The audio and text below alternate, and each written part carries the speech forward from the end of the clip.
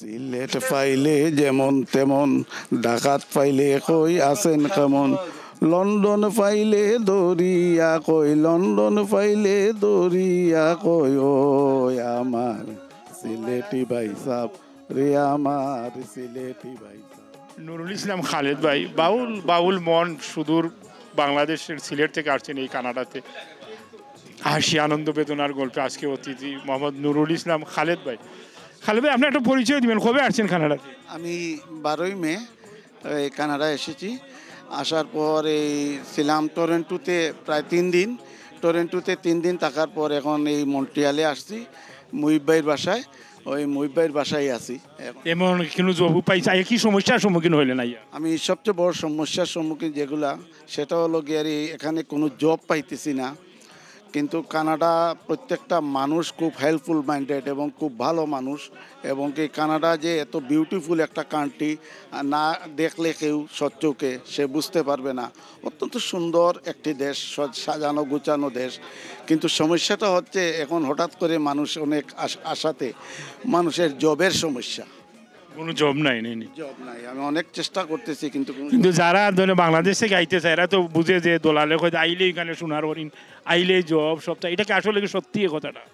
সত্য কথা বলতে গেলে কি, বাস্তবতা আসলে ডিফারেন্ট। আমি দেখেন একটা স্কিল ওয়ার্কার, আমি একজন ওয়েল্ডার বলতে আমি একজন 6G ওয়েল্ডার।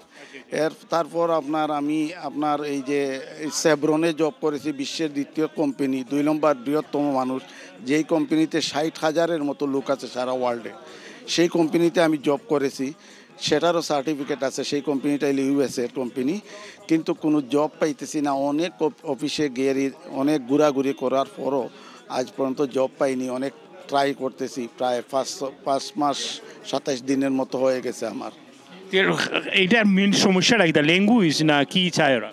এখানে জবের জন্য যে ল্যাঙ্গুয়েজের জন্য যে আমি মানে কাজ পাচ্ছি না, সেটা সত্য না। সত্য এটাই যে মূলত একসাথে অনেক মানুষ আসাতে গিয়ে জবের সমস্যা, জব নাই। আপনার দেশে আর কে কে আছে আপনার দেশের বাড়িতে? দেশের বাড়িতে আমার স্ত্রী আছেন, আমার এক ছেলে এক মেয়ে আছে। ছেলে অনার্স পড়তেছে আর মেয়ে ইন্টারমিডিয়েট দিতেছে আর কি, ইন্টারমিডিয়েট। আপনি তো দেখি আপনি বাউল মনা মানুষ, প্রবাসী কেউ বাউল মানুষ, এমনি যখন মানুষ প্রবাসী হয় এমনি ফিলোসফার বা বাউল হয়ে যায়, তখন আপনি যে আসছেন সেমন গানের চর্চা করেননি আপনি?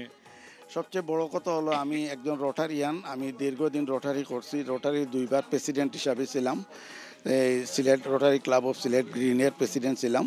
তো যখন রোটারির প্রেসিডেন্ট কেউ হতে হয় তখন তার গান জানতে হয়, তার কবিতা আবৃত্তি জানতে হয়। সেই সুবাদে আমারও একটু একটু করে একই জানা। তো মানে খুব একটা ভালো জানি না, কিন্তু একটু একটু জানা আর কি। এইখানে যে আসছেন, এখানে তো একটা সিলেটি পরিবার এবং সিলেটি সবাই এখানে, এইগুলা দেখে আপনার কি অনুভূতি লাগে? এখানে কানাডার ওই যে পিজা সেলন তো একটা সিলেটের চায়ের দোকানের মতো। আমার কাছে মনে হয় যে আর কি, যে এখানে আমি আমার সিলেটেই আছি, সিলেটেই আড্ডা মারতেছি। এখানে সিলেটের ভাইয়েরা আছে, আমার পরিচিত যত আছেন, অপরিচিত যারা আছে তারাও আপনার জড়াইয়া ধরিয়া বলে, কেউ বলে কবি ভাই, কেউ বলে শিল্পী ভাই। এইটাই এই লোকে আমার একটা প্রাপ্তি। আইসি সিলেট, জাইমু সিলেট, সিলেট রইমু শুইয়া, যেখানে ঘুমাই আছেন 360 আউলিয়া। সিলেট আমাদের বাড়ি, সিলেট আমাদের ঘর, সিলেটের আলো বাতাস এখন আমরা মিস করি। তবু আমাদের প্রিয় স্বদেশ যেন ভালো থাকে, প্রবাসীরা যারা আসছে তাদের স্বপ্ন পূরণ হোক, এই প্রত্যাশায় কানাডার মন্ট্রিয়াল থেকে আমি মোহাম্মদ আব্দুস সবুর, SMTV। সিলেট পাইলে যেমন তেমন, ডাকাত পাইলে কই আছেন কেমন, লন্ডন পাইলে দরিয়া কই, লন্ডন পাইলে দরিয়া কই, ও আমার সিলেটি ভাই সাব রে, আমার সিলেটি ভাই। সাদা সাদা মেমগো দেখি প্যারিসে লন্ডনে, সুরমা ফারোর